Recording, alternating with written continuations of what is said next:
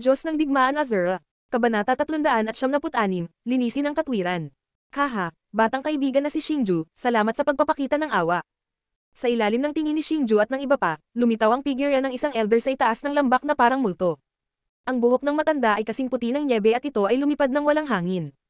May bakas ng kabayanihan sa pagitan ng kanyang puting nyebe na mga kilay. Habang siya ay dahan-dahang bumababa, ang kanyang damit ay lumipad sa hangin na tila siya ay isang matandang immortal na bumababa mula sa langit.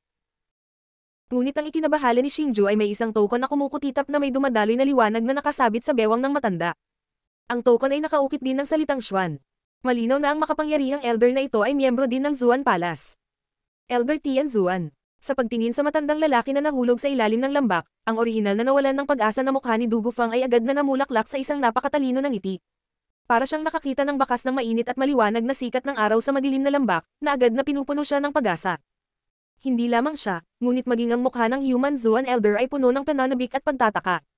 Si Elder Tian Zuan talaga ng Zuan Palace. Bagamat alam na niya na ang lakas ng Elder ay hindi pangkaraniwan, agad na nanlamig ang puso ni Xingju nang malaman niya ang tunay na pagkatao ng Elder. Dahil ang reputasyon ni Elder Tian Zuan sa Toireng Sky Domain ay mas mataas kaysa sa Ice and Fire Generals. Sa madaling salita, ang matanda sa kanyang harapan ay hindi kapantay ng Ice and Fire Generals. Dahil ang elder na ito ay nagtataglay ng lakas ng isang mid-level na combat emperor at siya ang pinakamatibay na pag-iral sa Zuan Palace bukod kay Du Guhaoyu. Elder Tian Zuan, ang Xingju na ito ay gustong pumatay sa akin. Bilis, tulungan mo akong patayin siya. Si Du Gufang sa tabi ni Elder Tian Zuan sa malungkot na kalagayan. Hinawakan niya ang manggas ni Elder Zhang na parang kumukuha siya ng isang negaliligtas buhay na straw at itinuro si Xingju, nagpahiwatig na patayin ni Elder Tian Zuan si Xingju. Kabataang kaibigan na si Xingju, ang aking Palace Master ay nais na imbitahan ka para makipag-chat. Siguro kung maaari kang bumalik sa akin. Gayunpaman, hindi pinansin ni Elder Zhang ang mga salita ni Du Gufang at nakangiting sinabi kay Xingju. Halos lahat ay natigilan nang marinig nila ang mga salita ni Elder Tian Zuan. Bagamat hindi gaanong nagbago ang ekspresyon ni Xingju, ang kanyang puso ay nagsimulang tumibok ng mas mabilis. Ang kanyang Palace Master ay malinaw na ang Palace Master ng Zuan Palace, Du Guhaoyu. Paanong hindi kabahan si Xingju kung gusto siyang makita ni Du Guhaoyu? Natuklasan na ba ang aking pagkakakilanlan? Sinusubukang ipaghiganti ni Du Guhaoyu ang kanyang anak. Pero kung ganoon talaga, hindi na niya ako kailangan pang makipagkita, dahil ang Sky Profound Elder na ito ay may lakas na patayin ako. Ano ang nangyayari? Sa sandaling ito, hindi mabilang na magulong kaisipan ang pumapasok sa isip ni Xingju. Gusto niyang malaman kung ano ang layunin ni Du Guhaoyu. Haha, upang maging tumpak, ayaw mo. Tumiti si Elder Tian Zuan at hinaplos ang kanyang balbas na kasing puti ng nyebe. Haha, upang maging tumpak, hindi. Bahagyang ngumiti si Elder Tian Zuan habang hinahaplos niya ang kanyang puting balbas na may mukhang walang pakialam.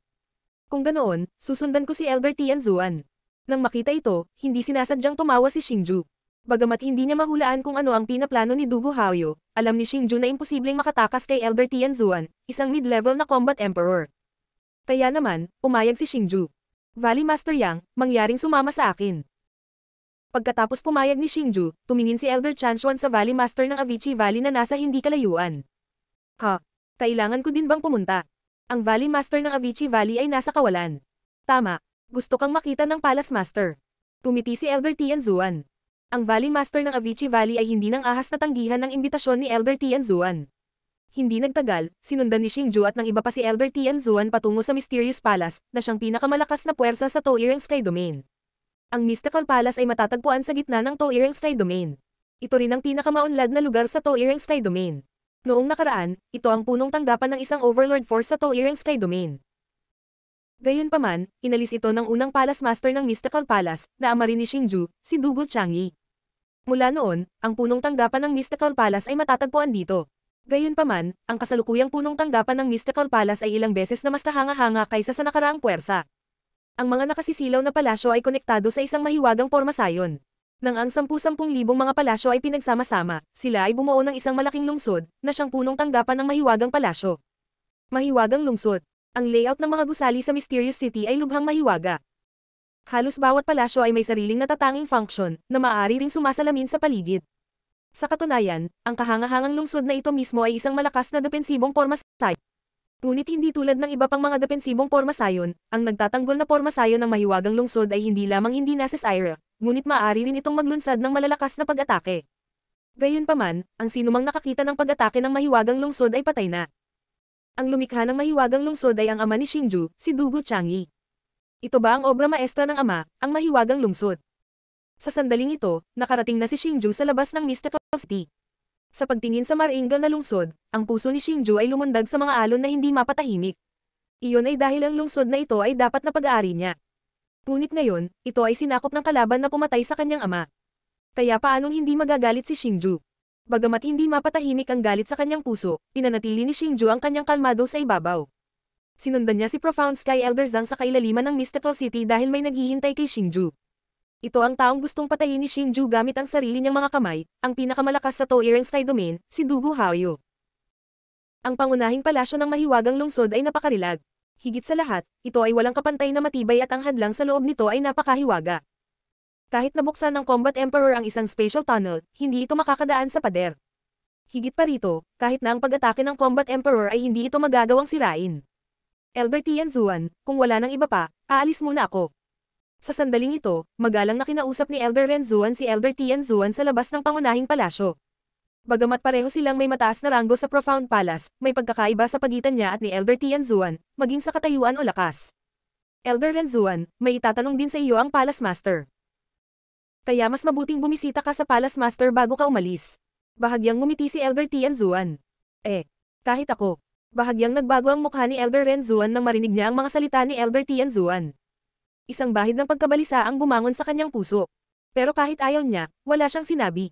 Creak. Kasabay ng mahinang tunog, dahan-daang bumukas ang mabigat na pangunahing gate ng palasyo. Sa sandaling ito, sa wakas ay lumitaw ang pangunahing palasyo ng mahiwagang lungsod sa mga mata ni Xingju. Ngunit sa sandaling ito, ang tingin ni Xingju ay mahigpit na naakit ng isang figure sa kailaliman ng pangunahing palasyo. Isa itong matibay na lalaki na nakasuot ng gintong baluti. Ang kanyang itim na buhok ay nakapulupot sa tuktok ng kanyang ulo, at ang kanyang parisukat na mukha ay mukhang ordinaryo. Gayunpaman, itong tila ordinaryong mukha ang nagbigay sa mga tao ng di malilimutang pakiramdam ng pang-api, at ang pang-api na ito ay tinawag na katwiran. Ang subordinate na ito ay nagbibigay galang sa Palace Master.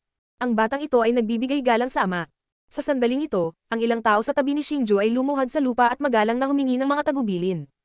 Iyon ay dahil ang taong nauna sa kanila ay ang pinakamalakas na tao sa Toireng Sky Domain, Dugu Haoyu. Dahan-daang itinaas ni Dugu Haoyu ang kanang braso at marahang iwinagayway ito ng ilang beses, senyales na tumayo sila. Pagkatapos noon, naglakad sina Elder Tianzuan, Xingju, at ang iba pa sa kailaliman ng pangunahing palasyo. Kaya ito ang Palace Master Xingju. Gaano kitalento? Sa sandaling ito, sinusukat ni Dugu Haoyu si Xingju gamit ang mga mata na ilang beses na mas matalas kaysa sa isang agila. Habang sinusukat siya, tumanggo siya ng paulit-ulit na may ngiti ng paghanga sa gwapong mukha. Sobra akong pinupuri ni Palace Master Dugu. Pwede ko bang malaman kung bakit mo pinatawag si Xingju dito ngayon? Bilang tugon sa papuri ni Dugu Haoyu, mahinang ngumiti si Xingju. Walang kahit kititing na pasasalamat, at may bahid man lang ng panghahamak. Bastos ka, naglakas loob kang magsalita sa aking ama sa ganoong paraan. Pagod ka na bang mabuhay? Galit na galit si Dugu Fang nang makita niya ang nakakainis na ekspresyon ni Xingju. Haha, alam ko kung bakit hindi nasisiyahan sa akin ang batang kaibigan na si Xingju. Sa totoo lang, ang dahilan kung bakit kita pinatawag dito ngayon ay upang bigyan ka ng paliwanag. Pero kumpara kay Dugu Fang, walang hinanakit si Dugu Haoyu sa reaksyon ni Xingju. Sa halip, pinanatili niya ang kanyang magiliw na ekspresyon habang dahan-daang tumayo na may ngiti at naglakad patungo sa kanila. Ngunit matapos marinig ang mga salita ni Dugu Haoyu, ang orihinal na nalilitong estado ng pag-iisip ni Xingju ay naging mas magulo. Hindi niya talaga maintindihan ang sinusubukang gawin ni Dugu Haoyu. Ngunit tulad ng pag-iisip ni Xingju ang iniisip ni Dugu Haoyu, bahagyang iwinagayway ni Dugu Haoyu ang kanyang manggas at dalawang matunog na sampal ang umalangaw. Kasabay nito, pinalipad si Dugu Fang at isang subo ng dugo ang nagwisik sa sahig ng malaking bulwagan. Ama, ikaw. Ang biglaang eksenang ito ay naging sanhi hindi lamang ang Xingju at ang iba pa na natigilan, ngunit maging si Dugu Fang ay nalilito kung ano ang gagawin. Ikaw ay isang hindi matapat na anak. Pagkatapos lihim na utusan si Elder Renzuan na patayin si Palace Master Xingju, nakipagsabuatan ka sa Avicii Valley para sa lakayin ng Azure Palace, na nagdulot ng libu-libong buhay ang nasawi. Alam mo ba ang iyong mga krimen? Gayunpaman, nang ang lahat ay nalilito sa biglaang kilos ni Dugu Haoyu, ang dumadagandong na sampal ni Dugu Haoyu ay biglang umalangaw sa loob ng napakalaking pangunahing bulwagan. Ako. Nang marinig nila ang mga salita ni Dugu Haoyu, ang mga ekspresyon ni Dugu Fang, Elder Renzuan, at ng Avicii Valley's Valley Master ay lubhang nagbago. Isang bahid ng pagkabalisa ang kumalat sa kanilang mga katawan, at ang kanilang mga katawan ay nagsimulang manginig ng hindi mapigilan. Walang emosyon ang mukha ni Elder Tianzuan habang tahimik niyang pinagmamasdan ang eksenang nasa harapan niya. Tulad ni Elder Tianzuan, gusto niyang malaman kung ano ang sinusubukang gawin ni Dugo Haoyo. Palace Master Xingju, ako, si Dugo Haoyo, nabigo akong turuan ng maayos ang anak ko at hindi masyadong mahigpit ang mga nasasakupan ko. Gusto kong humingi ng tawad sa iyo. Biglang, itinaas ni Dugo Haoyo ang kanyang mga kamao kay Xingju at yumuko ng malalim. Ang kanyang matatag at determinadong mukha ay puno ng pagkakasala. Diyos ng Digmaan Azura. Kabanata 377, Dugo Haoyo. Dugo Haoyo, anong klaseng palabas ang sinusubukan mong gawin? Kahit na ang mga kilos ni Dugo Haoyo ay nagpagulat kay Xingju, hindi nag-react si Xingju dito. Sa halip, tahimik siyang naghihintay kung ano ang susunod na gagawin ni Dugo Haoyo. Huwag kang mag-alala, ako, si Dugo Haoyo, tiyak na babayaran ang mga pagkalugi na dinanas ng iyong Azura Palace. Pagkatapos yumuko ng malalim kay Xingju, ibinaon ni Dugo Haoyo ang kanyang mabangis na tingin kay Dugo Feng, na nakahandusay sa lupa na puno ng takot ang mukha. Buzz. Biglang, hinampas ni Dugo Haoyo ang kanyang kanang braso. Isang nakasisilaw na palm print ang lumabas, dumiretso sa dibdib ni Dugo Feng. Uchi. Napakabilis ng pag-atake ni Dugo Haoyo na walang kahit isang tao sa bulwagan ang nakakakita ng malinaw sa kanyang mga galaw. Sa oras na nag-react ang lahat, nagulat sila nang matuklasan na si Dugo Feng ay nakahawak sa kanyang dibdib gamit ang dalawang kamay habang patuloy siyang gamulong sa lupa. Umalangaw sa buong bulwagan ang kanyang mga hiyaw ng sakit at paghihirap. Ngunit ang higit na ikinagulat nila ay kahit na walang pagbabago sa labas ng katawan ni Dugo Feng, ang kanyang aura ay mabilis na lumalala. Sa loob lamang ng maikling panahon, nahulog siya mula sa isang mataas na antas ng War Emperor tungo sa isang ordinaryong tao, ang kanyang chihay ay ganap na nawasak, at maging ang kanyang kaluluwa ay nasira. Siya ngayon ay isang lumpo sa buong buhay niya. Talagang napilayan ni Dugo Haoyo ang sarili niyang anak gamit ang sarili niyang mga kamay. Pagkatapos ng ilang sandali ng paghihirap na pakikibaka, sa wakas ay hindi na nakayanan ni Dugo Feng ang nakakasakit ng puso at nahimatay. Pagkatapos personal na pilayin ng paglilinang ni Dugo Feng, ibinaon ni Dugo Haoyo ang kanyang mabangis na tingin kay Elder Renzuan. Plop. Lord Palace Lord, alam kong mali ako. Palayan mo ako. Ito lang ang utos ni Young Master, hindi ko sinasadya. Biglang lumuhad si Elder Renzuan sa lupa at yumuko, humingi ng awa. Isang matandang lalaki na mahigit 100 taong gulang na talaga ang humihingi ng awa sa isang bata at malakas na nasa katanghaliang gulang na lalaki. Ito ay medyo nakakatawa. Gayunpaman, ang kontinenteng ito ay naging ganito. Walang pagkakaiba sa pagitan ng senior at junior, tanging ang malakas ang igagalang. Bagaman hindi mo masisisi ang bagay na ito, nilabag mo ang mga alituntunin ng aking palasyo. Maaari kang maligtas sa kamatayan, ngunit hindi ka makakatakas sa parusa. Ngayon, puputulan ko ang isang braso mo para turuan ka ng leksyon. Swish. Itinuwid ni Dugo Haoyo ang kanyang palad at bigla itong ibinaba. Sumunod, isang hindi nakikitang daloy ng enerhiya tulad ng isang matalim na talim ay sumulong. Gayunpaman, ang daloy ng enerhiya na ito ay naglalaman ng kapangyarihan na kahit isang premyadong artifact ay hindi kayang tugma. Walang hiyawan, walang dugo, tanging ang putol na braso lamang ang humiwalay sa katawan. Malinaw na ang pag-atake ni Dugo Haoyo ay hindi lamang malakas, ito ay napakabilis din. Maraming salamat sa hindi pagpatay sa akin, Palace Master. Nang bumagsak sa lupa ang kanyang naputol na braso ay nag-react si Elder Renzuan. Agad siyang naghagis ng tableta sa bibig at lumuhad sa lupa habang tinitiis ang sakit. Phew. Maging si Xingju ay hindi napigil ang sumipsip ng malamig na hangin nang makita niya ang nangyari. Ang mga katawan ng martial masters ay hindi na mapasok, at ang mga ordinaryong sandata ay hindi makakasakit sa kanila. Higit pa rito, ang katawan ng War Day Arch ay mas nakakatakot na matigas. Hindi banggitin ang mga normal na armas, kahit na ang isang Warmon Arch's prized artifact ay hindi makakasakit sa katawan ng isang War Day Arch kapag siya ay nahuli. Ito ang malaking pagkakaiba sa pagitan ng mga antas ng paglilinang at mga antas. Gayunpaman, talagang nagawa ni Dugo Haoyo na putulin ang braso ng isang maagang yugto ng War Day Arch ng napakadali. Isa pa, tama lang ang paraan na ginamit niya. Mula dito, makikita kung gaano kitakat ang lakas ni Dugo Haoyo. Higit pa rito, ang aura ni Dugo Haoyo ay parang isang napakalalim na hukay, na naging dahilan para mahirapan si Xingju na makakita. Gayunpaman, isang bagay ang tiyak. Ang lakas ni Dugo Haoyo ay mas nakakatakot kaysa kay Elder Tianzuan. Palace Master Xingju, si Fenrir ay palaging napaka-flamboyant. Para sa kanya, ang pagpilayan ng kanyang lakas ay mas masahol pa sa kamatayan. Tungkol kay Elder Renzuan, inutusan lang siya ni Feng na huwag siyang patayin, kaya pinutol ko ang kanyang kanang braso. Isa na itong napakabigat na parusa para sa kanilang dalawa. Siguro kung nasisiyahan si Palace Master Xingju. Kasama nito, sabi ni Dugo Haoyo na may matuwid na ekspresyon. Parang natural na sa kanya na pilayin ang lakas ng sariling anak. Walang kahit isang bakas ng emosyon sa mukha niya. Palace Master Dugo, tulad ng inaasahan sa dakilang bayani ng Toireng Sky Domain, ang idolo ng mga karaniwang tao. Ngayon, ako, si Xingju, ay nakasaksi sa iyong mga pamamaraan. Ako, si Xingju, ay talagang humanga. Kahit na gusto niyang maak si Xingju sa 1,000 piraso, kailangan pa rin niyang magpanggap na hinahangaan si Dugo Haoyu. Napangiti si Dugo Haoyu nang makita ang reaksyon ni Xingju. Pagkatapos, tinapunan niya ng matalim na tingin ang Valley Master ng Avicii Valley. Nang makita niya ang titig ni Dugo Haoyu, ang Valley Master ng Avicii Valley ay hindi maiwasang manginig. Para siyang nahulog sa isang napakalalim na kailaliman, na parabang dumating na ang katapusan ng mundo. Ang Valley Master Yang na ito ay hindi miyembro ng Mystical Palace. Wala akong karapatang parusahan siya. Gayunpaman, ang dahilan kung bakit ko siya pinatawag dito ngayon ay para maresolba ang sama ng loob sa inyong dalawa.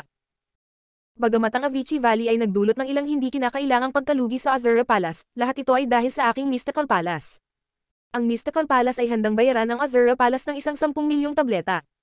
Inulyapan ni Dugo Haoyu ang Valley Master ng Avicii Valley, pagkatapos ay lumingon kay Xingju at sinabi, 10 milyong tableta. Matapos marinig ang mga salita ni Dugo Haoyu, bago pa makapag-react si Xingju, ang mga mata ng Valley Master ng Avicii Valley ay nagningning ng gininto ang liwanag.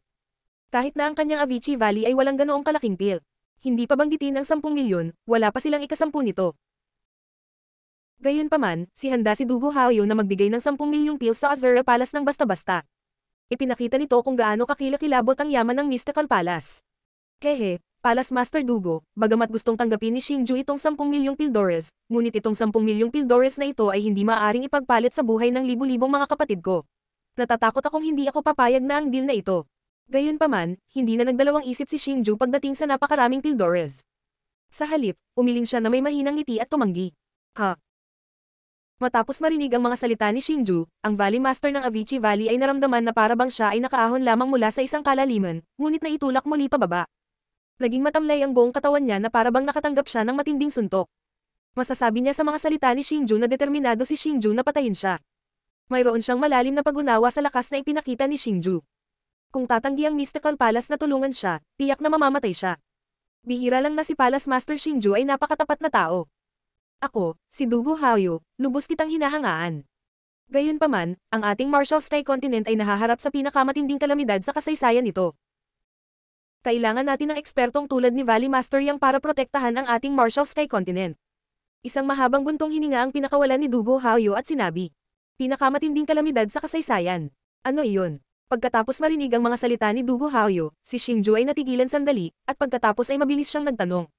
Ngayong malapit na sa atin ang kapahamakan, ang mga tao sa Martial Sky Continent ay dapat na ilabas ang kanilang sama ng loob at sama-samang lumaban sa kalamidad. Kaya naman, hanggat hindi nagtatanim ng anumang sama ng loob ang Palace Master Xingju laban sa Avicii Valley, ako kayang sabihin sa iyo ang lahat. Nakangiting sabi ni Dugo Haoyu. Sige, ipinapangako ko sa iyo. Natahimik sandali si Xingju bago siya pumayag. Phew. Matapos marinig ang mga salita ni Xingju, ang Avicii Valley's Valley Master ay nagpakawalan ng mahabang buntong hininga. Gayunpaman, ang kanyang mukha ay nababalot ng malamig na pawis. Pagkatapos nito, hindi direktang sinabi ni Dugo Haoyu kay Xingju ang tungkol sa tinatawag na kalamidad. Sa halip, inutusan niya ang Sky Zuan Elders na dalhin ang Avicii Valley's Valley Master at ang iba pa. Si Xingju lang ang nanatili at si Dugo Haoyu sa pangunahing palasyo. Sa sandaling ito, si Dugo Haoyu ay nakaupo sa tabi ni Xingju, hinihipan ng singaw mula sa kanyang tasa ng tsaa. Gayunpaman, hindi siya nagmamadaling sabihin kay Xingju ang tungkol sa kalamidad. Palace Master Dugo, ano ba itong tinatawag na kalamidad? Nakita sa itsura ni Dugo Haoyu, hindi napigilan ni Xingju na magtanong dahil sa pagkamausisa. Haha, mahabang kwento. Pero bago iyon, may isang bagay na kailangan kong ipangako sa akin ni Palace Master Xingju. Dahan-daang lumingon si Dugo Haoyu at ngumiti. Palace Master Dugo, mangyaring sabihin ang iyong isip. Nagulat si Xingju sa una, pagkatapos ay tila may naisip siya at sinabing. Iyon ay upang ihinto ang digmaan sa Beast City. Humigop si Dugo Haoyu ng tsaa sa kanyang kamay at sinabing may mahinang ngiti. Ito, Palace Master Dugo, may dahilan kung bakit ko sinimulan ang digmaan sa Beast City. Sa katunayan, ang problema ay hindi sa Azura Palace, kundi sa Beast City. Hanggat handa ang Beast City na. Sa totoo lang, nahulaan na ni Xingju na ihihinto ni Dugo Haoyu ang digmaan sa Beast City at Azura Palace. Kung talagang may kalamidad na darating sa kontinente, at kahit ang isang tulad ng Avicii Valley's Valley Master ay kailangang manatili, kung gayon ang Azura Palace at ang Beast City ay kailangang panatilihin ang kanilang lakas at labanan ng tinatawag na kalamidad ng magkasama.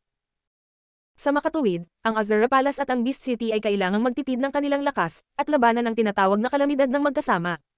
Higit pa rito, hindi niya gustong simulan ang digmaang ito, ngunit kailangan niyang iligtas ang Flame Yellow Devil Turtle. Kehe, little brat, alam ko na ang gusto mong sabihin. Gusto mong palabasin ko ang Flame Yellow Demon Turtle. Madali lang iyon. Basta ibabalik mo ang Ice and Fire Generals ng Beast City, ibabalik ko sa iyo ang Flame Yellow Demon Turtle.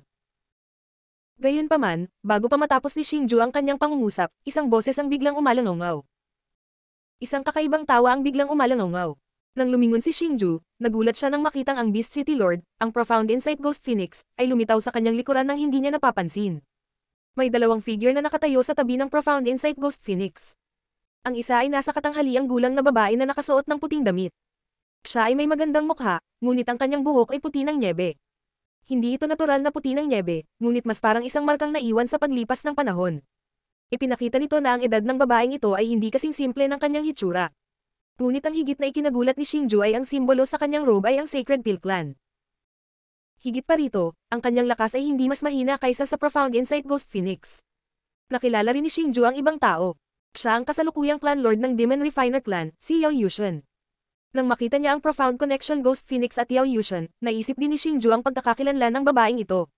Malamang na siya ang kasalukuyang patriarch ng Sacred Pill Clan, ang numero 1 alchemist sa Martial Sky Continent, Pill Lady.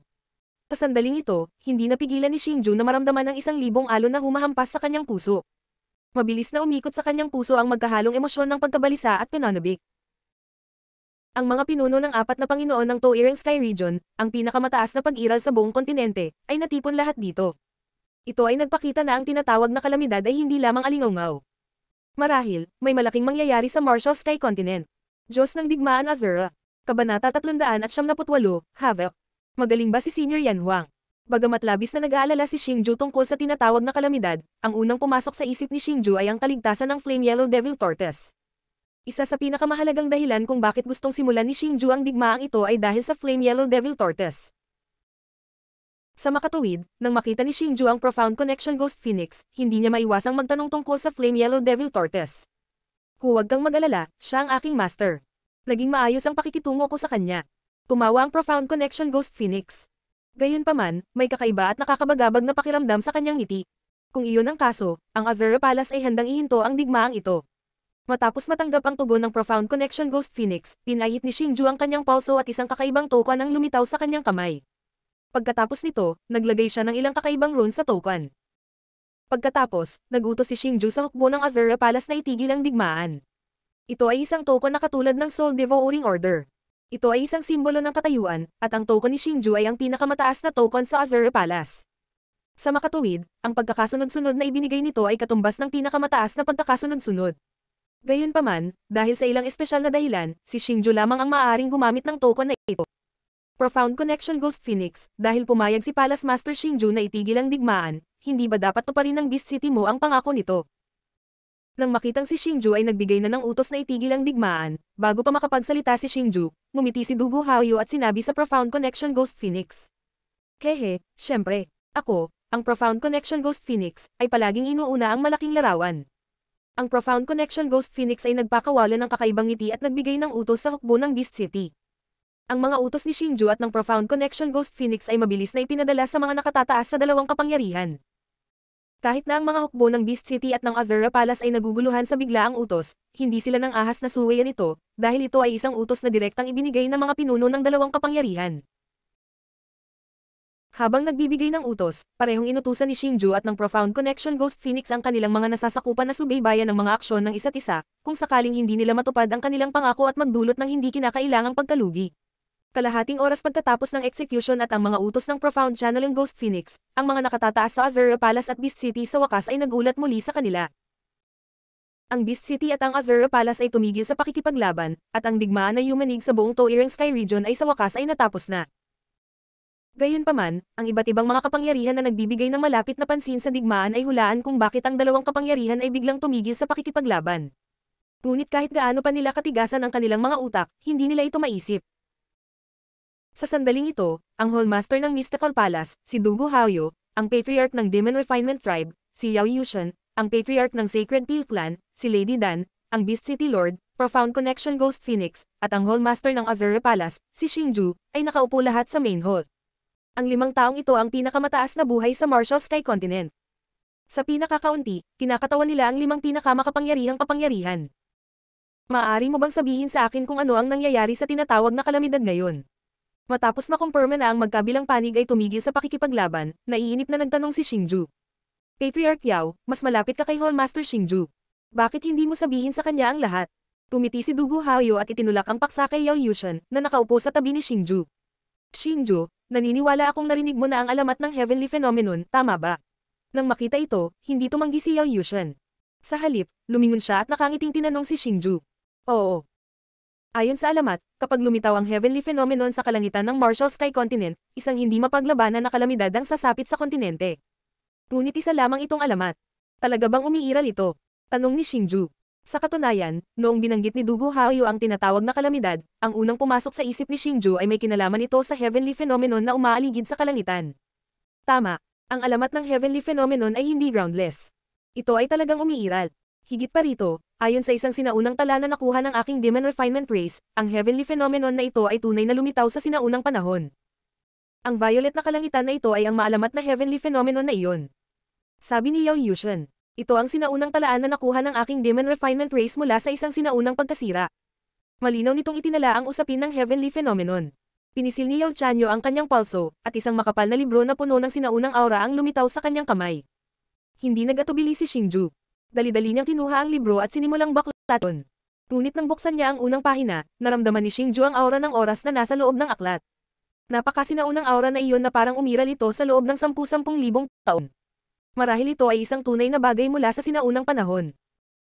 Sa sandaling ito, biglang naisip ni Xingju ang mga guho ng Star Emperor sa Eastern Continent. Tinawag ito ng lahat na isang sinaunang pagkasira. Ngayong naisip niya ito, 1,000 taon na ang lumipas sa isang kisap mata. Para itong Flame Yellow Devil Tortoise na nabuhay sa libu-libong taon. Kaya ngayon na naisip niya ito, nakita niya itong medyo nakakatawa. Iyon ay isang bagay kung gaano kataas ang paningin ng isang tao. Sa ganoong uri ng lugar, 1,000 taon ang sinaunang kasaysayan. Ang 1,000 taon ay sadyang napakalayo para sa kanila. Habang dumadaloy sa isipan ni Xingju ang mga salita mula sa sinaunang panahon, nagsimulang kumulo ang puso ni Xingju. Natuklasan ni Xingju na ang heavenly phenomenon ay talagang magdadala ng kalamidad sa Martial Heaven Continent. Higit pa rito, ang kapahamakan ay magiging sobrang nakakatakot na gagawin nitong isang lupain ng dugo ang Martial Heaven Continent. Malinaw na naitala ng sinaunang talang ito ang nakatatakot na eksena ng unang kalamidad ng kontinente ng langit ng militar. Gayunpaman, ang higit na ikinagulat ni Xingju ay ang talaang ito ay malinaw na nakasaad na pagkatapos ng kalamidad na iyon, halos lahat ng buhay sa kontinente ay nalipot. Ngunit kung iyon talaga ang kaso, paano magkakaroon ng napakaraming tao at mga magical beast? Dahil dito naisip ni Xingju ang mga salita ng Flame Yellow Devil Tortoise. Sinabi ng Flame Yellow Devil Tortoise na ang mga sinaunang lahi at magical beast ay bumaba sa Martial Heaven Continent libu-libong taon na ang nakalilipas at dumami hanggang ngayon. Maaaring nangyari ang mga talaan ng sinaunang panahon bago bumaba ang mga sinaunang lahi. Sa pag-iisip niyan, hindi mapigilan ni Xingju na bumuo ng tandang pananong sa kanyang puso. Ito ay dahil sa hinala ni Xingju na ang pagkawasak ng kontinente na nakatala sa mga makasaysayang talaan ay nangyari bago bumaba ang mga sinaunang lahi at mahiwagang hayop sa kontinente. Sa madaling salita, matapos mawala ang lahat ng buhay ng kontinente at maging walang buhay na kontinente, lumitaw ang bagong buhay at muling binuhay ang kontinente. Ang mga taong iyon ay ang mga ninuno ng mga taong ito. Kung ganoon nga ang kaso, hindi katakataka na walang mga tala ng heavenly phenomenon na bumababa sa mundo sa kasalukuyang mga libro ng kasaysayan, bulong ni Xingju sa sarili pagkatapos malaman ang problemang ito. Pagkatapos, nagpatuloy siya sa pagbabasa. Saint Stone. Ano ito? Ngunit habang patuloy siyang nagbabasa, nagulat si Xingju nang matuklasan niya ang isang terminong hindi pa niya narinig. Saint Stone. Xingju, ang Saint Stone ang pinakamahalagang bagay na naiwan mula sa kalamidad na iyon. Sa madaling salita, dahil sa mga Saint Stone na ito kaya nagkaroon ng kalamidad. Itong mga Saint Stones ang pinagmulan ng kalamidad. Nang hindi sinasadyang ibulalis ni Xingju ang mga salitang batong santo, ngumiti si Yao Yushan at nagpaliwanag bago ipagpatuloy ni Xingju ang pagbabasa. Nang makitang nagsasalita si Yao Yushan, isinara ni Xingju ang libro sa kanyang kamay at nagtanong. Demon Clan Leader, ano ang nangyayari? Ang sinaunang tome ng kasaysayan na ito ay nakuha ng Demon Refinement Clan, kaya malamang na pinag-aralan ito ni Yao Yushan ng maraming beses. Sa makatuwid, malamang na siya ang pinakamaalam tungkol sa kababalaghan sa kalangitan. Sa halip na basahin ito mismo, mas mabuting tanungin si Yao Yushan ng direkta. Sa pagsasalita tungkol sa Saint Stone, ito ay isang hindi kapani-paniwalang bagay. Xingju, alam mo ba ang tungkol sa Sacred Region? Tumiti si Yao Yushan kay Xingju. Oo, tumanggo si Xingju bilang pagsang-ayon. Ang santong bato na ito ay isang bagay ng sagradong rehiyon. Buntong hininga ni Yao Yushan. Hindi kaya nag-e-exist talaga ang Sacred Region? Puno ng pagtataka ang mukha ni Xingju. Oo, tiyak na umiiral ang Sacred Region. Isa itong paraiso para sa mga cultivator. Ang mga eksperto doon ay kailangan lang na gumalaw ng isang daliri para durugan tayo hanggang mamatay. Iyon ay dahil hindi sila War Emperors o Combat Emperors, kundi Battle Saints. Ang Battle Saints ay ang pinakamataas na antas ng mga cultivator. Sinasabi na hindi lamang sila nagtataglay ng ganap na kapangyarihan, maaari rin silang mabuhay magpakailanman. Huwag mong tingnan kung paano tayo naging Combat Emperors. Kung hindi natin kayang unawain ang kapangyarihan ng isang Battle Saint at makapasok sa antas na iyon, darating ang araw na tayo ay lalamunan ng walang awa na paglipas ng panahon at mamamatay. Ng katandaan. Gayunpaman, hindi ganoon kadaling makalusot sa Battle Saint realm. Sa buong kasaysayan ng Sky Martial Continent, nagkaroon ng hindi mabilang na high-level combat emperors, ngunit ilan lamang ang maaaring tumuntong sa Sacred Region.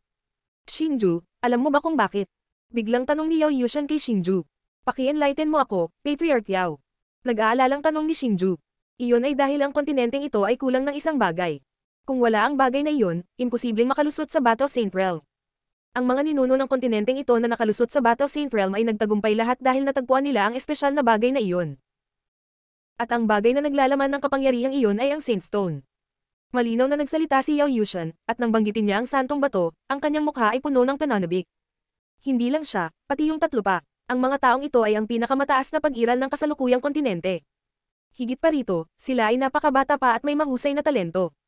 Ilang sandali lang bago sila nakalusot sa high-level combat emperors. Noong panahong iyon, ang pinakaaasam nila ay ang Battle Saint Realm. Ngayong alam na nilang bababa na ang isang banal na bagay na makakatulong sa kanila na makapasok sa Battle Saint Realm, natural na sila ay nasa sabik. Sa sandaling ito, sa wakas ay naunawaan ni Xingju kung bakit ang isang makasariling kapwa tulad ng Profound Comprehension Ghost Phoenix ay titigil sa digmaan para sa kapakanan ng tinatawag na sakuna. Ito ay dahil hindi lamang niya nais na ihinto ang sakuna, ngunit higit pa para sa tinatawag na Saint Stone. Sa pamamagitan lamang ng pag-survive maaari niyang makuha ang Saint Stone. Diyos ng Digmaan Azura. Kabanata 379, Banal na Bato. Gayunpaman, ayon sa mga tala ng kasaysayan, ang kalamidad ay sobrang nakakatakot na kahit ang mga ninuno ng kontinente ay hindi makalaban dito. Paano natin ito haharapin? Labis na nasasabik si Xingju nang malaman niya ang tungkol sa Saint Stone. Kung tutusin, naging combat emperor na si Xingju at ilang oras na lang bago siya naging high-level combat emperor sa pamamagitan ng pag-asa sa kapangyarihan ng Soul Devouring Art. Higit pa rito, sa kasalukuyang antas ng pangunawa ni Xingju, hindi ito magtatagal. Sa makatuwid, labis na interesado si Xingju sa Saint Stone. Gayunpaman, kasalukuyan siyang nag-aalala kung paano lalabanan ang kalamidad. Kung tutusin, kung hindi sila makakaligtas sa kalamidad, kung gayon ang lahat ay magiging walang laman na usapan. Malinaw na nasaksihan ng mga taong nagtala ng mga aklat ng kasaysayan ang paglitaw ng Heavenly Anomaly at ang pagbaba ng kakilakilabot na kalamidad. Pagkatapos ng kalamidad, ang kontinente ay nasadlak sa paghihirap at pagdurusa na tila ito ay isang buhay na impyerno. Sa madaling salita, mayroong mga taong nakaligtas sa kalamidad. Bukod dito, itinala din niya ang paraan upang labanan ang kalamidad ng detalyado sa aklat na ito ng kasaysayan. Gayunpaman, nangangailangan ito ng nagkakaisang pagsisikap ng mga tao sa Sky Martial Continent. Itinuro ni Yao Yushan ang sinaunang aklat ng kasaysayan sa kamay ni Xingju at dahan-dahang sinabi. Ano ang dapat nating gawin kung gayon? Nag-aalalang tanong ni Xingju. Sa totoo lang, ang tinatawag na kalamidad ay ang Saint Demon na dadalhin kapag bumaba ang Saint Stone. Ang Saint Demon ay parang tagapag-alaga ng Saint Stone. Bawat Saint Stone ay paprotektahan ng Saint Demon at ang Saint Demon ay natural na brutal. Sa makatuwid, kapag ang Saint Demon ay bumaba kasama ng Saint Stone, ito ay patayin ang lahat ng buhay na nilalang sa kontinente. Gayunpaman, ang Saint Demon ay isang nilalang ng banal na rehiyon. Dahil sa ilang mga espesyal na dahilan, hindi sila maaaring manatili sa kontinente ng mahabang panahon. Sa makatuwid, automatiko silang mawawala pagkatapos ng isang tiyak na tagal ng panahon. Sa makatuwid, hanggat nagtatayo tayo ng isang higanteng defensive formation sa Tol-Ireng Sky Region bago dumating ang kalamidad, paprotektahan natin ang lahat ng buhay na nilalang sa Tol-Ireng Sky Region.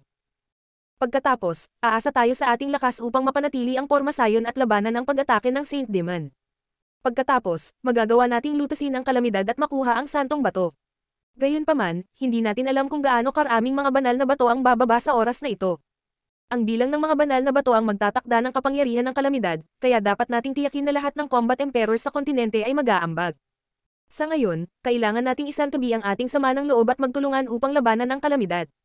Dahan-daang paliwanag ni Yao Yushan. Kaya lang, kahit na sa ating mga kapangyarihan, medyo magtatagal para makagawa ng ganoong kalaking array. Siguro kung matatapos natin ito bago bumaba ang kalamidad. Nag-aalalang sabi ni Xingju. Huwag kang mag-alala, napag-usapan na natin ang tungkol sa formation. Gagamitin natin ang Profound Heaven Formation ng Mystical Palace. Ang enranding formation na ito ay naiwan ni Dugu Changyi. Noon, si Dugo Changi ay napakahusay sa Spirit Formation, at ang Profound Heaven Grand Formation na kanyang nilikha ay ang pinakamalakas sa lahat ng Grand Formations. Sa Profound Heaven Grand Formation na nagpoprotekta sa atin, talagang walang problema. Ayon sa mga makasaysayang talaan, napagmasdan namin ang makalangit na phenomena at natuklasan na ang akumulasyon ng mga makalangit na phenomena ay hindi sapat na malalim. Mayroon pa ring hindi bababa sa isang taon bago bumaba ang kalamidad, at ang isang taon na ito ay higit pa sa sapat para sa upang kompletuhin ang Grand Formation. Patuloy ni Yao Yushen. Pagkatapos makinig sa mga salita ni Yao Yushen, si Xingju ay tumanggo bilang kasiyahan. Napagplanuhan na pala nila ang lahat. Pagkatapos nito, maingat na ipinamahagi ng iilan sa kanila ang mga gawain sa pagharap sa kalamidad. Dahil ang Profound Heaven Grand Formation ay masyadong misteryoso, kahit si Xingju ay hindi makagambala. Maaari lamang siyang maghintay hanggang sa makumplito ang engranding pormasayon, at magagamit lamang niya ang kanyang sariling lakas upang mapanatili ang engranding pormasayon. Para sa pagtatayo ng Grand Formation, ang mga mid-level combat emperors lang ang makakagawa nito, kaya ipinadala ng Azura Palace si Shao. Palace Master Xingju, 3 araw mamaya sa Asher Dragon Plains, kung ibabalik mo ang Ice and Fire Generals, ibibigay ko sa iyo ang Flaming Yellow Devil Turtle. Matapos planuhin ang lahat, binigyan ng Profound Insight Ghost Phoenix ng kakaibang ngiti si Xingju bago tumalikod at sumanib sa espasyo sa paligid niya. Nakaalis na siya. Dahil iyon ang kaso, pagkatapos ay Palace Master Dugo, Palace Master Xingju, Clan Master Dan, aalis muna ako. Nang makitang umalis na ang Profound Insight Ghost Phoenix, umalis din ang Clan Master ng Demon Refinement Tribe at ang iba pa, sina Dugo Haoyu, Xingju, at Lady Dan lang ang naiwan. Call Master Xingju, sa totoo lang, kailangan pa kitang pasalamatan. Ngunit ang ikinagulat ni Xingju ay biglang ngumiti si Lady Dan at sinabi sa kanya. Clan Master Dan, bakit mo nasabi yan? Naguguluhan si Xingju. Salamat sa pagdadala ng walang katulad na henyo ng alchemy sa aming Sacred Pill Clan, Yanran. Napakaganda ng talento ng babaeng iyon na si Yanran sa alchemy na kahit ako ay aminin na mas mababa ako sa kanya. Ngayong naipasok ko na ang bloodline power ng Sacred Pill Clan ko sa katawan niya, miyembro na siya ng Sacred Pill Clan ko. Higit pa rito, handa akong gawin siyang kahalili ng aking Sacred Pill Clan. At para makakuha ng ganoong kasiya siyang kahalili, lahat ito ay salamat kay Palace Master Xingju. Higit pa rito, labis din ang pag-aalala ni Yanran sa iyo. Kung may oras ka, bakit hindi ka pumunta sa aking Sacred Pill Clan? Nakangiting sabi ni Lady Dan. Hehe, dapat magpasalamat si Xingju na napakataas ng tingin ni Clan Master Dan kay Senior Sister Wang. Kung may oras, natural na bibisitahin ni Xingju ang Sacred Pill Clan. Matapos marinig ang mga salita ni Lady Dan, sa wakas ay naunawaan ni Xingju ang ibig niyang sabihin. Lumalabas na nakuha talaga ni Wang Yanran ang bloodline power ng Sacred Pill Clan at naging miyembro ng Sacred Pill Clan. Higit pa rito, siya ay pinili ng Clan Master upang maging kahalili ng Sacred Pill Clan. Ito ay magandang balita. Ang aking Sacred Pill Clan ay tahimik na maghihintay sa pagdating ng Palace Master Xingju. Ito ang Sacred Pill Token ng aking Sacred Pill Clan.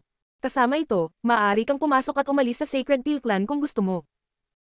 Tumiti si Lady Dan at nagpasa ng napakagandang token kay Xingju, pagkatapos ay tumalikod at umalis. Sacred Pill Token. Sa pagtingin sa Sacred Pill Token sa kanyang kamay, isang bakas ng init ang tumaas sa puso ni Xingju. Ang kahalagahan ng Sacred Pill Token ay nabanggit na ng Lady Dan kanina. Dahil handa siyang magbigay ng ganoong mahalagang token kay Xingju, makikita kung gaano kataas ang pagtingin ng Lady Dan kay Xingju. Masasabi rin na ang Azura Palace at ang Sacred Pill Clan ay nakabuo na ng isang alyansa. Para kay Xingju, ito ay isang magandang bagay. Ang Lady Dan ay hindi isang mapagbigay na tao. Sa pagkakataong ito, talagang handa siyang ibigay ang Sacred Pill Token kay Palace Master Xingju. Ito ay kagulat. Gayunpaman, malamang na nagustuhan niya ang pambihirang talento at potensyal sa hinaharap ni Palace Master Xingju. Hindi lang siya. Sa kontinenteng ito, makikita ng sinumang may kaunting katalinuhan ang talento ni Palace Master Xingju. Kahit na ang lakas namin ngayon ay higit sa iyo, ang aming mga tagumpay sa hinaharap ay malayo sa iyo. Ito ang tunay dahilan kung bakit sinusubukan ka ng Lady Dan. Biglang umalangaw ang boses ni Dugo Haoyu nang umalis ang Lady Dan. Hehe, Palace Master Dugo, kung wala nang iba pa, aalis na si Xingju. Natural, naiintindihan ni Xingju ang wika ni Dugo Haoyu. Gayunpaman, hindi siya magkakaroon ng magandang impresyon sa kanya dahil lamang sa babala ni Dugo Haoyu. Kung maaari, hiniling ni Xingju na mapatay niya siya ngayon din. Pagkatapos magpaalam, tumalikod si Xingju at naghanda na umalis. Palace Master Xingju, ikaw. Kamukha ng dati kong kaibigan. Gayunpaman, nang malapit nang umalis si Xingju, simuling umalangaw ang boses ni Dugo Haoyu. Sa sandaling ito, ang puso ni Xingju ay nagsimulang manginig ng marahas. Nang lumingon si Xingju, nagulat siya nang matuklasan na iyon at nakatingin sa kanya si Dugo Haoyu na may malabong ngiti. Isa pa, ang ngiting iyon ay tila may mas malalim na kahulugan. Gayunpaman, hindi tumigil si Xingju dahil dito. Sa halip, iwinagayway niya ang kanyang manggas at sumanib sa dimensional na espasyo.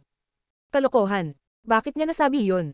Baka may natuklasan siya. Hindi napigilan ni Xingju ang pagmumuni-muni pagkatapos pumasok sa dimensional space.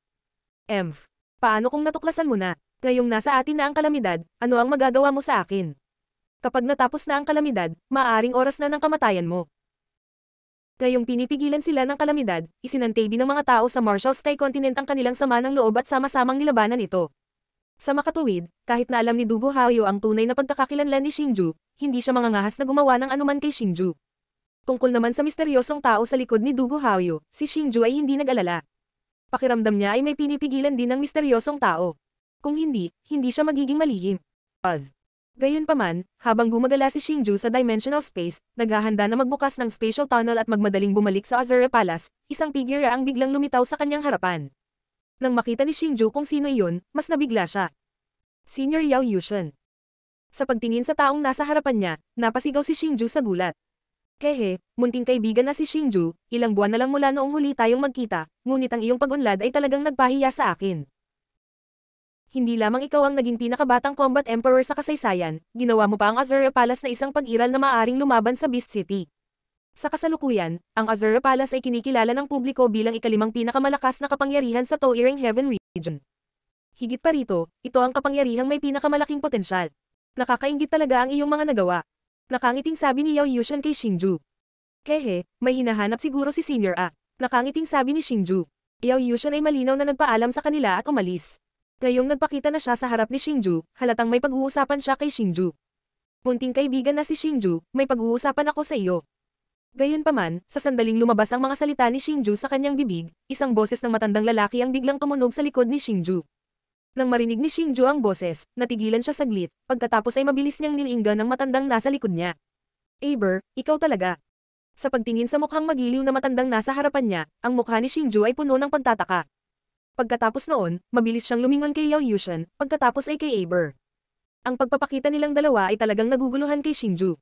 Panginoon Ama, ipauubaya ko sa iyo ang natitira upang sabihin sa munting kaibigan na si Xingju. Habang si Xingju ay nagulat sa hitsura ni Aber, si Yao Yushen, na nakatayo sa likuran niya, ay nagsabi na may mahinang ngiti sa kanyang mukha. Ano? Panginoong Ama, baka ikaw nga. Pagkarinig sa mga salita ni Yao Yushen, tumingin si Xingju kay Aber na may tulalang ekspresyon. Kehe, tama. Kung tutuusin, ako ang lolo ni Xinyan na biglang pumanaw 10 years ago. Pinaikit ni Aber ang kanyang mga mata at umamin nang hindi ito ikinakaila. Sa sandaling ito, mas nabigla si Xingju. Bagamat napagtanto na niya na malamang na si Aber ang lolo ni Yao Xinyan at ama ni Yao Yushen, nabigla pa rin siya nang aminin ni Aber ang lahat. Bakit nagpanggap na patay si Aber? Bakit hindi man lang niya sinabi kay Yao Xinyan, at sa halip ay nagpanggap na isang utusan para samahan siya? Mabilis na umikot ang lahat ng uri ng tanong sa isipan ni Xingju. Diyos ng Digmaan Azura. Kabanata 400, Pagtugon sa sakuna. Senior, ano ba talaga ang nangyayari? Puno ng pagdududa ang mukha ni Xingju. Xingju, noong nasa Zuan City tayo, sinubukan ka bang talikuran ni Dugo Haoyu? Hindi nagmamadali si Aber na sagutin ang tanong ni Xingju, sa halip, tinanong niya si Xingju. Hindi.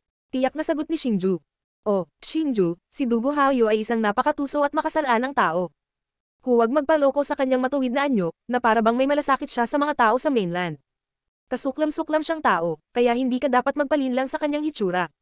Biglang sabi ni Aber na may tame-time na ekspresyon. Oo. Tumanggo si Xingju bilang pagsang-ayon.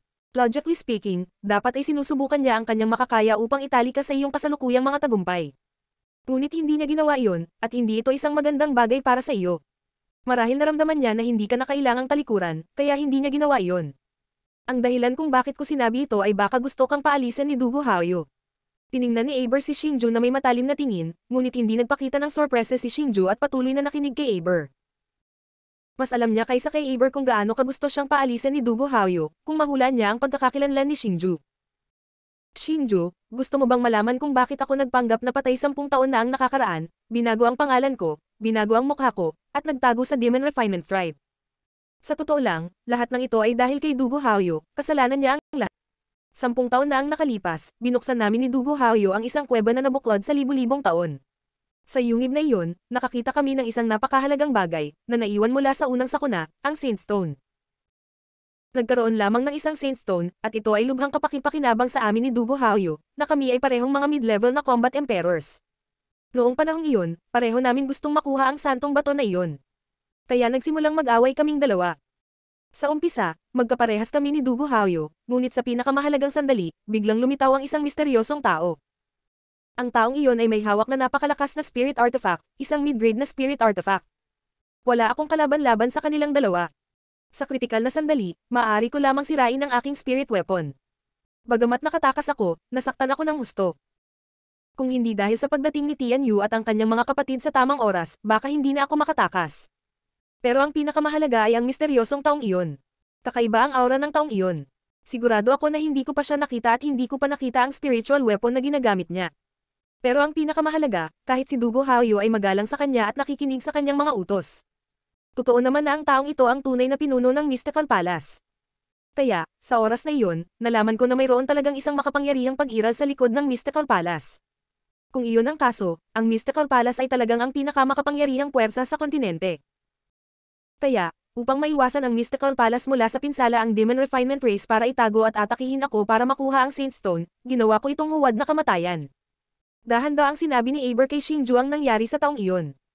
Sa wakas ay nalaman na ni Xingju ang katotohanan, ngunit sa sandaling ito, hinuhulaan niya ang pagkakakilanlan ng misteryosong taong iyon. Ang pagkakaroon ng isang mid-grade na spirit artifact. Kahit na ang Demon Refinement Race, na kilala na nagtataglay ng pinakamaraming spirit artifact, ay hindi nagtataglay ng ganoong spirit artifact. Gayunpaman, ang misteryosong taong iyon ay may isa, na sapat na upang ipakita na hindi siya simple. Ngunit ang pinakamahalagang bagay ay kahit na si Dugo Haoyo magalang sa kanya. Sino ang maaaring magkaroon ng ganoong pagkakakilanlan? Sa sandaling ito, ang tanging tao na maiisip ni Xingju ay ang misteryosong tao na naglipol sa Spirit Eater Race. Gayunpaman, ang taong iyon ay napakalakas. Kahit na ang Patriarch ng Spirit Eater Race, na isang high-level combat emperor, at ang mga matatanda ay hindi katugma para sa kanya. Mula rito, makikita kung gaano siya kalakas. Maliwanag, ang misteryosong tao na nakita ni Aber ay hindi ganoon kalakas. Kung hindi, hindi siya makakatakas gamit ang isang mid-grade treasure artifact at Dugo Haoyo. Siguro kaya ang misteryosong tao noon ay ang nakasugat sa iyo ng husto. Ang kanyang lakas ay lubhang nabawasan. Biglang parang may naisip si Xingju. Hinala niya na ang misteryosong tao na nakita ni Aber ay ang parehong tao na pumuksa sa Spirit Eater Race. Gayunpaman, kung gusto niyang ipaliwanag kung bakit humina ang kanyang lakas, isa lang ang posibilidad, at iyon ay nasugatan siya noong pinatay niya ang kanyang ama noon. Pagkatapos ng lahat, ang ama ni Xingju ay naabot na ang antas ng isang high-level combat emperor. Na-explore niya ang hindi mabilang na mga sinaunang guho at kuweba. Hindi lamang siya nakabisado ng isang napakahiwagang pamamaraan ng hadlang, ngunit mayroon din siyang makapangyarihang mga kasanayan sa militar. Siya ang kinikilala ng publiko na pinakamalakas na eksperto sa Sky Martial Continent noong panahong iyon. Higit pa rito, naramdaman ni Xingju na ang lakas ng kanyang ama ay dapat na higit sa Patriarch ng Spirit Eater Race. Higit pa rito, ang kanyang ama ay napakatalino. Kaya naman, hindi imposibleng masaktan niya ng husto ang misteryosong taong iyon bago siya mamatay. Gayunpaman, kung iyon ang kaso, ito ay magiging isang magandang bagay para kay Xingju. Ngayong nakapasok na si Xingju sa larangan ng Combat Emperor, ang lakas ng Azura Palace ay maihahambing sa iba pang apat na malalaking kapangyarihan. Higit pa rito, ang Sacred Dan Clan at ang Demon Refinement Clan ay halatang nasa pana. Sa makatuwid, kahit na ang lakas ng Mystical Palace ay hindi dapat maliitin, hindi pa rin ito sapat upang labanan ang tatlong malalaking kapangyarihan ng mag-isa. Sa ganitong paraan, malapit na ang araw ng paghihiganti ni Xingju. Xingju, ang dahilan kung bakit ko sinasabi sa iyo ang lahat ng ito ay dahil gusto kong malaman mo ang tungkol sa karakter ni Dugo Haoyo at ang panloob na kwento ng Mystical Palace. Bagaman kailangan nating magsanib puwersa upang labanan ang kalamidad na ito, pagkatapos ng kalamidad, ito ang magiging laban para sa Saint Stone. Sa oras na iyon, isang malaking labanan ang hindi maiiwasang sumiklab. Dahil nagkaroon ka ng sama ng loob sa Beast City, hindi maiiwasan na ang Beast City ay magsanib puwersa sa Mystical Palace. Sa makatuwid, sa ganitong sitwasyon, dapat tayong magsanib puwersa. Habang hinuhulaan ni Xingju ang pagkakakilanlan ng misteryosong tao, biglang nagsalita si Aber. Kung ganoon nga, kailangan kong pumunta sa Sacred Dan Clan para pag-usapan ang usapin ng alyansa. Nakangiting sagot ni Xingju. Ano? Sinasabi mo na gusto mong bumuo ng isang alyansa sa Sacred Dan Clan. Narinig ang mga salita ni Xingju, medyo nagulat si Aber. Haha, ang kasalukuyang kahalili ng Sacred Dan Clan ay isang mabuting kaibigan ko. Ang kasalukuyang Patriarch ng Sacred Dan Clan ay mahal na mahal din ako. Dati, inimbitahan niya ako sa Sacred Dan Clan bilang guest sa Zuan City at binigyan pa ako ng Sacred Pill Token ng Sacred Dan Clan. Naniniwala ako na gusto rin niyang makipag-alyansa sa aking Azura Palace. Nang makita ang ekspresyon ni Aber, pinitik ni Xingju ang kanyang pulso at kinuha ang Sacred Pill Token. Ito talaga ang Sacred Pill Token. Pero hindi na nakakapagtaka. Sa mga achievements mo ngayon, normal lang na gusto ka ni Lady Dan na talikuran ka. Pero maganda rin ito. Matagal nang gustong makipag-alyansa ang Demon Refinement Clan ko sa Sacred Dan Clan, ngunit ang sama ng loob sa pagitan ng dalawang angkan ay napakalalim sa loob ng libu-libong taon. Ngayon, kasama ang munting kaibigang si Xingju dito, matutulungan niya ang ating dalawang angkan na magkasundo. Sa ganitong paraan, kahit ang langit ay tinutulungan ako. Sa sandaling ito, puno ng pagtataka ang mukha ni Aber. Senior, mangyaring makatitiyak ka. Ipaubaya sa akin ang alyansa sa Sacred Dan Clan. Nakangiting sumang-ayon si Xingju. Sige. Dahil iyon ang kaso, maghiwalay muna tayong dalawa.